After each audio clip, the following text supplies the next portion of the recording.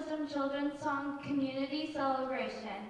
My name is James, and it is my pleasure to welcome you.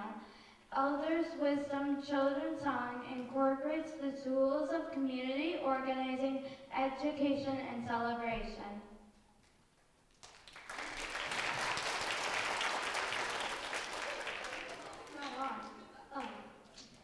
My name is Ayana. Elders Wisdom Children's Song is a process that includes oral history, poetry, and songwriting. It was created by Larry Long, a songwriter who grew up here at St. Louis Park.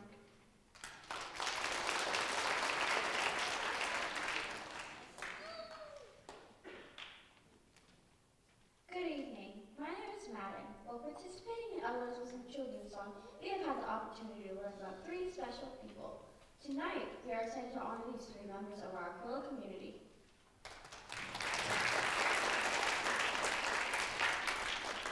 Each of the elders came to school and shared their life story with us. They told us stories and answered our questions. They also shared words of wisdom with us. We used the words of wisdom and what we learned about each elder to write a song about them.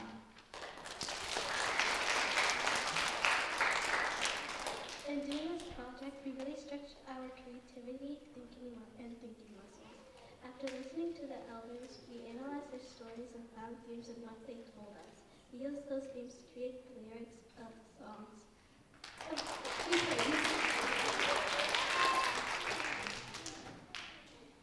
We were able to use our talents in many ways, such as creating melodies, writing and modifying verses, singing, and producing. Throughout the process, we listened to each other and were open to others' perspectives. We worked together in our 4th grade music, talent development, and 4th grade classes. And now we are excited to make it happen.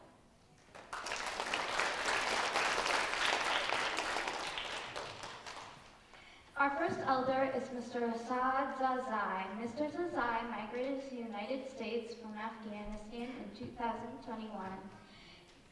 It was quite a journey here, and he is grateful to have a home now in Minnesota.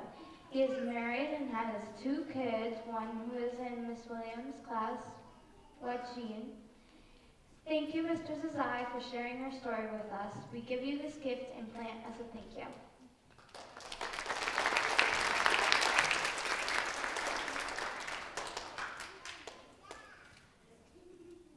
Our second elder is Mr. Conrad Freeberg. Mr. Freeberg was born in Cannon Falls and was raised with his sister. He later went on to attend St. Thomas University, where he decided to become a math teacher. Eventually, Mr. Freeberg became a judge. Thank you for spending time sharing your story with us, Mr. Freeberg. We give you this gift and plant as a thank you.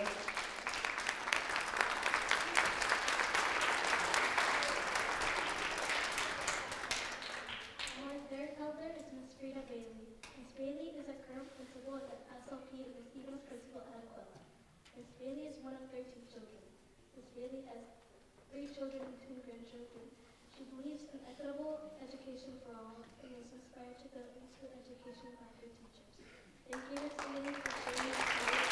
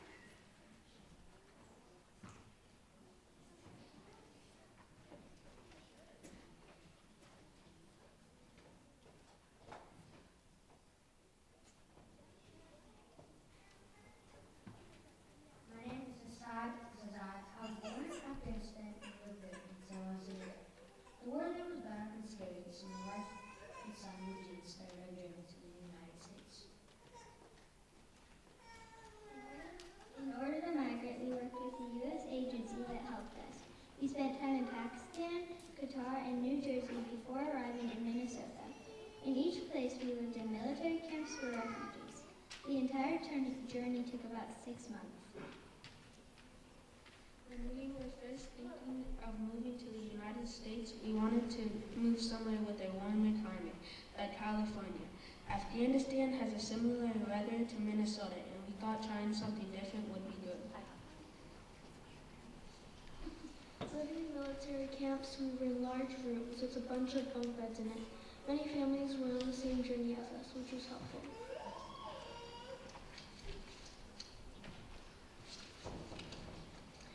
When we arrived for the first couple of months, it was difficult.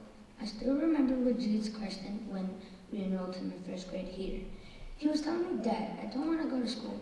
He didn't speak any English and was worried about that. The teachers at Aquila are so kind. They were patient and helped Wajid learn English quickly. Now he will correct me and help me understand how to pronounce different words. His classmates are also kind and cheerful. He loves going to school. I now work for an agency that helps people who are new to the country navigate life here. Things like finding housing and even doing things like making a dentist appointment can be challenging when you did not grow up in the United States. I'm happy we were placed in Minnesota. Everyone is welcoming, and we have built a life here. My youngest son was born after we moved here. I'm not so sure about the weather, but what Minnesota is. Words of wisdom. Be kind to everybody, to anybody you meet, and try to understand them. You don't know what situation they have, like a health situation, financial situation, or any situation. You don't know. Be kind and listen to your parents and teachers.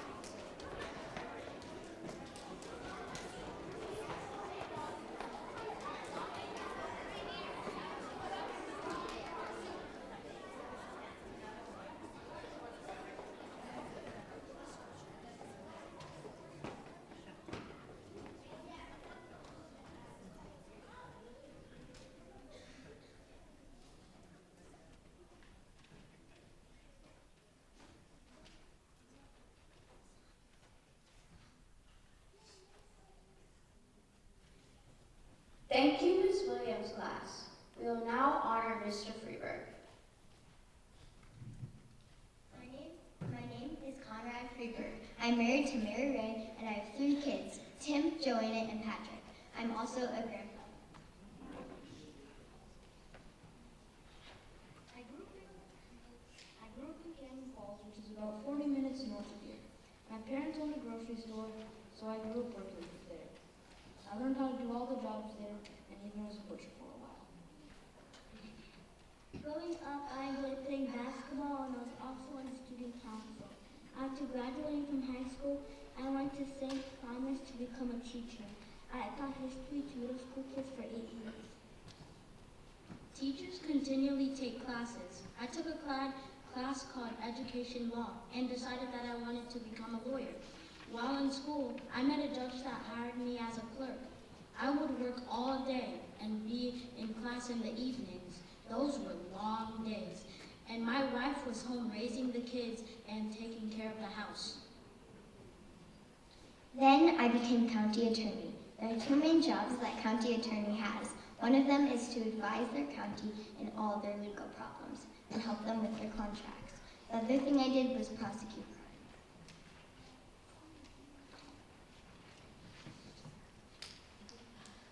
Well, after I'd done this for a while, I decided maybe I could be a judge. In Minnesota, the governor usually appoints the judges. You have to apply. There's a long application you have to fill out. After trying around 6 times, there was finally a judge opening near Little Falls. The governor appointed me, and I was a judge for 9 years. Being a judge meant giving consequences to both kids and adults. Sometimes it was a fine, sometimes it was time in jail, sometimes it was both.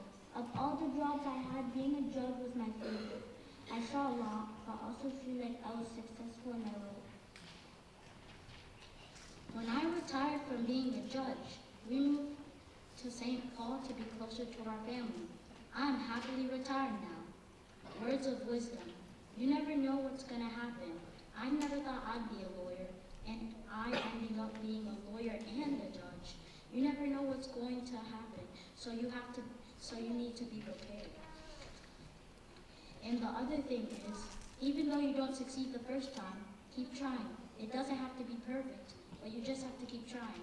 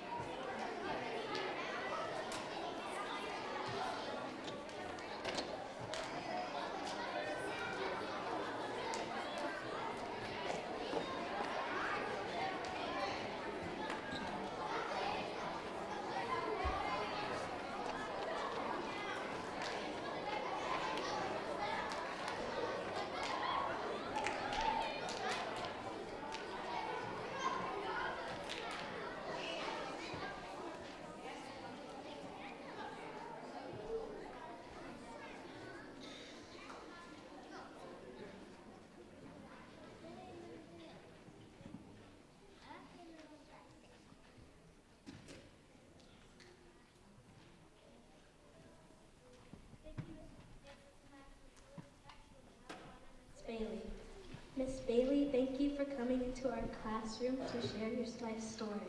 We learned a lot from you and are excited to share our story, our song. My name is Freida Bailey. I was born December 18, 1960. I'm a mom, a grandmother, a teacher, and a friend. I believe in equitability education for all. I am currently a principal in the St. Louis Park Schools. I was born in Waco, Texas, and I'm number 11 of 13 siblings. My parents were my first teachers. They taught me I could do anything I set my mind to. They told us that education was the key to success.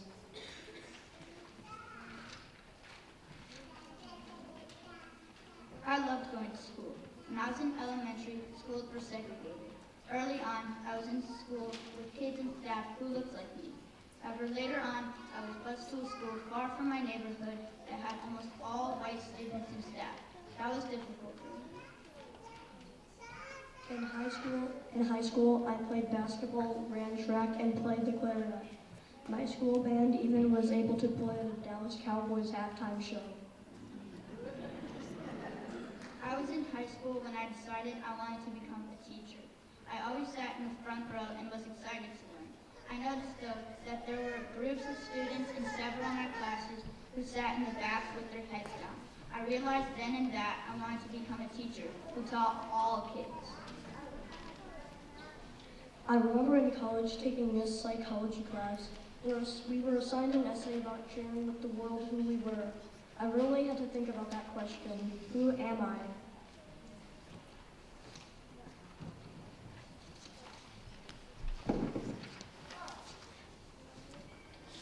Finding out who you are is important for all of us. What is your heritage? What are your beliefs? What do you stand for? What are you passionate about? I am part Somali and part Cherokee. My family is important to me. I believe all kids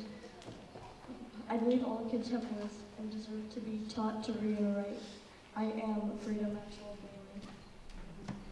Words of wisdom. Be true to who you are. Stay rooted.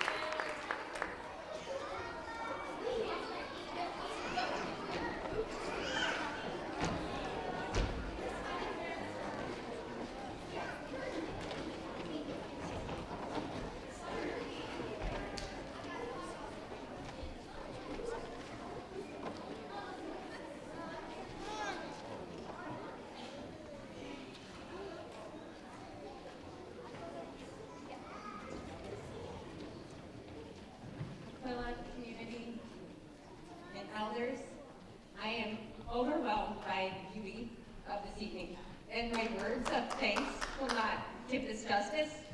So, but I am gonna just try to give thanks to a few people. Thank you everyone for coming out tonight to honor our elders and to be in community with one another for such a joyous event.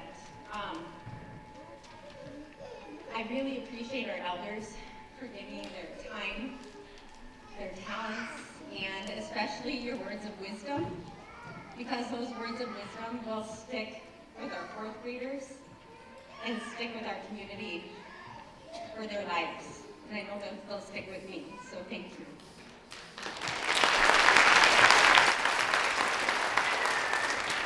This event would not have happened without our fourth grade teachers, so thank you, fourth grade teachers.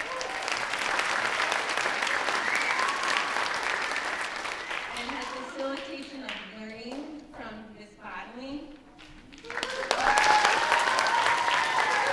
Ms. Ballard, Joe Davis, and our kid, Joe Brown. And last but not least, my dear fourth graders.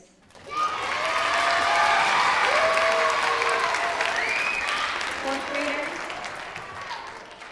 you are so knowledgeable, you are so skilled, and you put their words of wisdom together with such creativity, and it warmed our community's hearts, and I really hope that you take their words of wisdom and go out and change this world, because I know you have the power to do it.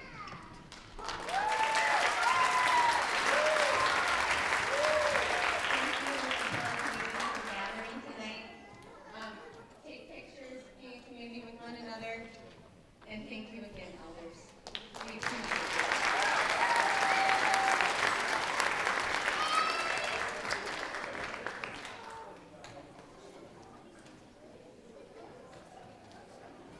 This celebration is the culmination of a project that taught us about history, songwriting, collaboration, and so much more. Mr. Zazai, Mr. Freeberg, and Ms. Bailey, we are so grateful to all of you for your willingness to share your stories with us. We learned a lot from you. Hopefully we will heed your words of wisdom as we grow up. You taught us that education and family are important, and you also taught us to follow our dreams and make them come true. Thank you all for joining us this evening. Students, please connect with your adult. Thank you.